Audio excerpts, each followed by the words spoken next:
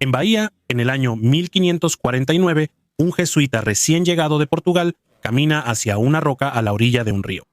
Y ahí, grabadas en la piedra, observa lo que describe como 4 huellas humanas con los dedos bien marcados. Y los indígenas le cuentan una historia antigua, transmitida de generación en generación, de que hace mucho tiempo un hombre blanco, barbudo, con ropas largas hasta los pies, habría venido del mar. Y él enseñó a plantar yuca, prohibió la antropofagia, calmó las tormentas y curó a los enfermos. Y cuando los nativos intentaron dispararle flechas, el río se abrió y él lo cruzó sin mojarse y partió rumbo al oriente hacia la India. El nombre de ese personaje sería Sumé, o como aquel padre pronto concluiría con toda certeza, Santo Tomás, el apóstol de Cristo, aquel que dudó y puso el dedo en la llaga. Pero al final, ¿habría realmente uno de los 12 apóstoles llegado a Brasil 15 siglos antes que los jesuitas? ¿Por qué el padre Manuel da Nóbrega se obsesionó con esa idea ya en su primer año en tierras brasileñas? ¿Cómo se difundió ese relato por el litoral de Brasil, llegando hasta Perú y Paraguay? ¿Y por qué, en el fondo, los portugueses querían tanto que eso fuera verdad? En el video de hoy vamos a sumergirnos en los fascinantes relatos de San Tomé o Sumé y entender cómo la obsesión con el legado del apóstol se convirtió en una pieza política, ideológica y geográfica que unió a Brasil con la India. Cristiandad en un solo tejido.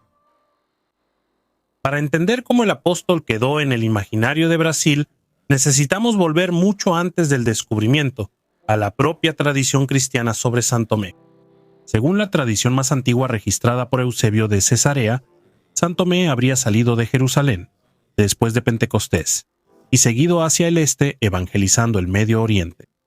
Y después, según otros escritos, llegó a la India. Allí, se cuenta que él habría fundado comunidades cristianas y habría muerto atravesado por una lanza. Y lo más interesante de esto es que con la expansión hacia la India, los portugueses pudieron ir tras esas historias. Cuando los portugueses finalmente llegan a la India con Vasco da Gama, en 1498 de hecho encuentran comunidades cristianas orientales que decían ser herederas de la predicación de San Tomás. Son los llamados cristianos de San Tomás, ligados a la rama nestoriana. O sea, para la mentalidad portuguesa del siglo XVI, San Tomás no era una figura lejana. Era la prueba viva de que la buena nueva ya había, de algún modo, alcanzado los confines del mundo. Y si había alcanzado la India, también podría haber llegado a las nuevas tierras del otro lado del mundo. El gran responsable de divulgar con fuerza la presencia de Santo Tomás en Brasil fue el padre Manuel da Nóbrega, el primer jesuita en liderar la misión en la América portuguesa. Él llegó a Brasil en la expedición de Tomé de Sousa, quien fundó Salvador en 1549, y relata que enseñaba a los indígenas sobre Dios, sobre la Trinidad, la Virgen María y los apóstoles. Pero al hablar sobre Tomás, los indígenas comenzaban a saltar como si se identificaran con el santo. En una de esas cartas, él cuenta que los indígenas atribuyen a San Tomás incluso las raíces con las que hacen el pan, probablemente la yuca, pues antes, según ellos, no tenían ningún pan. Y afirma que cerca de ahí existen algunas huellas marcadas en la roca que todos dicen que son de él.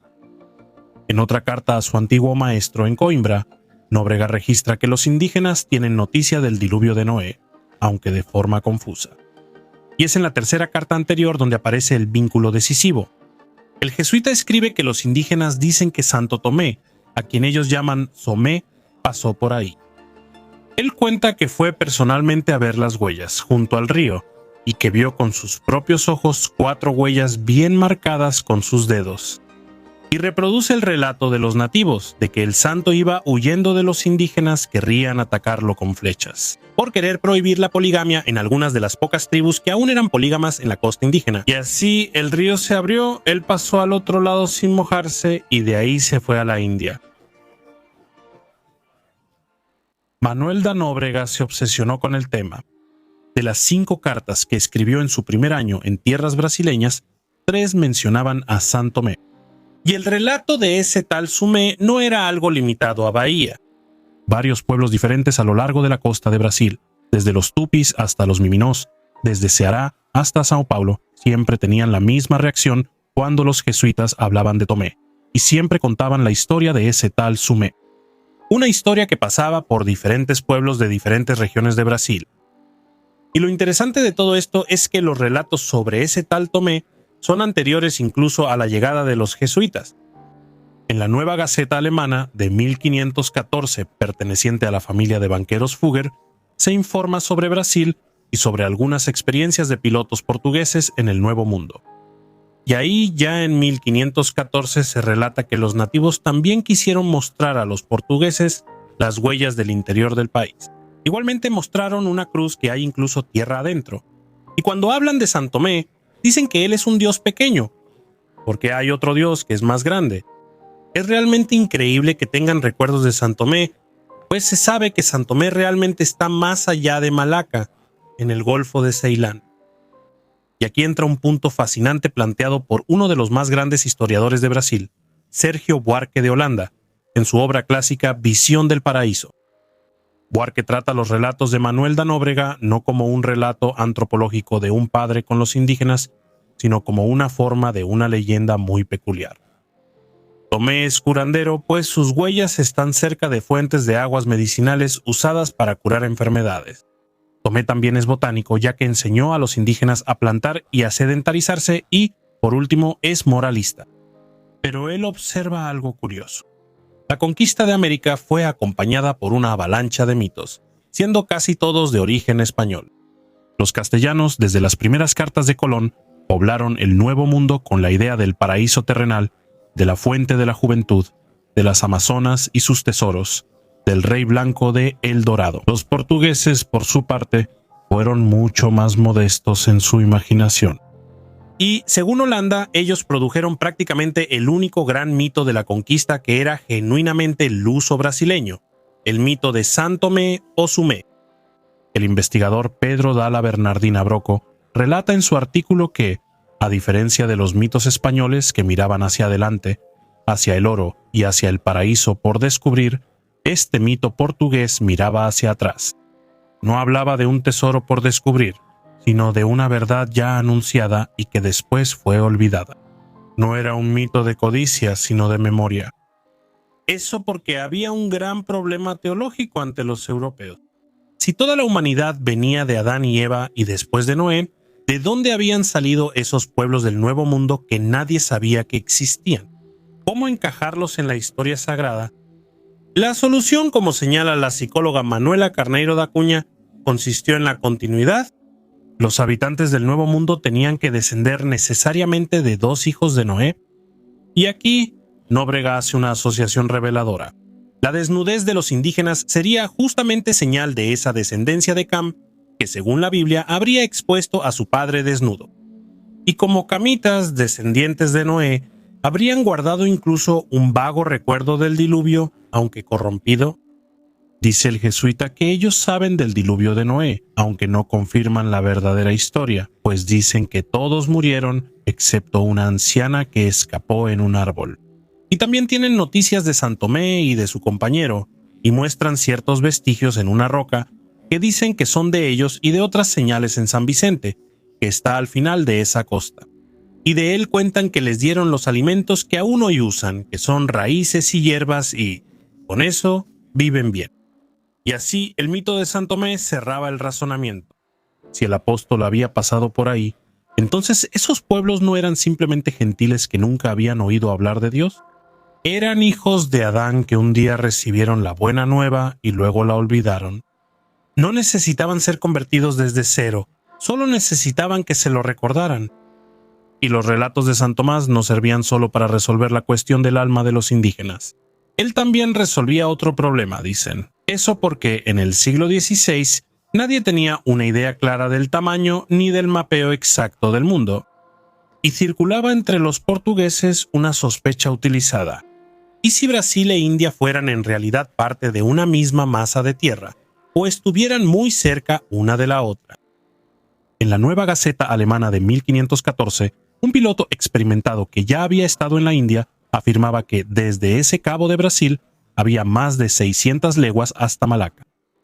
Apenas un año antes, en 1513, los españoles habían descubierto el Mar del Sur, el Océano Pacífico.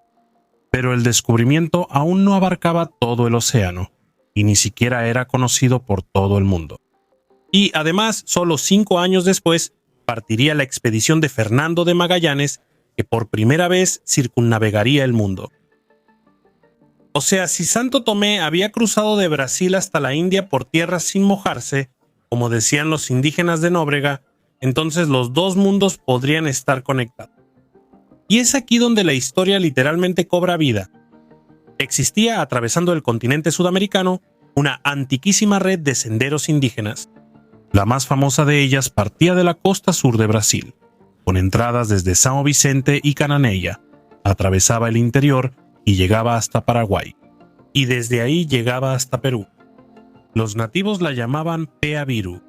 Entonces los portugueses renombraron el sendero como el Camino de Santo Tomé, porque supuestamente fue el camino que él recorrió hacia la India. Y como bien señala el investigador Pedro Broco, la figura del héroe indígena se fusionó con la del héroe cristiano.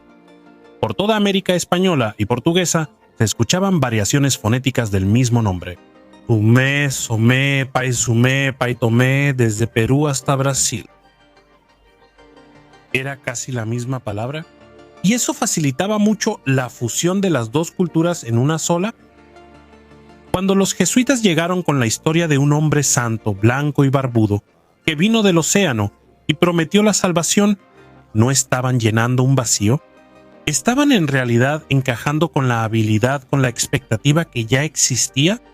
Y entonces vale la pena recordar algo que ya exploramos aquí en el canal, en el video sobre Somerique, el indígena brasileño que se volvió noble en Francia. Los pueblos Tupi y Guaraní ya tenían la fuerte tradición mesiánica en la creencia de la tierra sin mal, que estaba más allá del océano, y eso encajaba perfectamente con la cosmología cristiana portuguesa. La historia de Santo Tomé era ampliamente conocida en el Brasil portugués. Incluso piratas protestantes como Anthony Nivet, que asolaron la costa de Brasil, relatan las piedras extrañas que los habitantes atribuían como milagros del santo, y la obsesión por Santo Tomé no se quedó solo en Brasil. Viajó con los jesuitas al otro lado del mundo. San Francisco Javier, el gran apóstol de Oriente enviado por Don Juan III, también salió a la caza de los rastros de Santo Tomé, pero esta vez en China. En una carta de 1546, Javier cuenta que encargó a varios portugueses que al ir a los puertos chinos se informaran sobre las costumbres locales para saber si eran cristianos. Y relatan que muchos decían que Santo Tomás habría ido a China e hizo muchos cristianos, y que la iglesia griega, antes de la llegada de los portugueses, enviaba obispos para bautizar a los cristianos que el apóstol y sus discípulos habrían dejado allí. O sea, ya fuera en el sertón de Brasil o en los puertos de China, el método era el mismo. Buscar el hilo invisible de Santo Tomé, que según se creía, cosía a toda la humanidad sobre la fe olvidada. El apóstol era la llave universal que abría cualquier puerta del mundo portugués, y así era una verdadera obsesión lusitana desde las playas de Brasil hasta los confines del extremo oriente. Entonces, volviendo a la pregunta del principio, ¿será que Santo Tomé estuvo realmente en Brasil?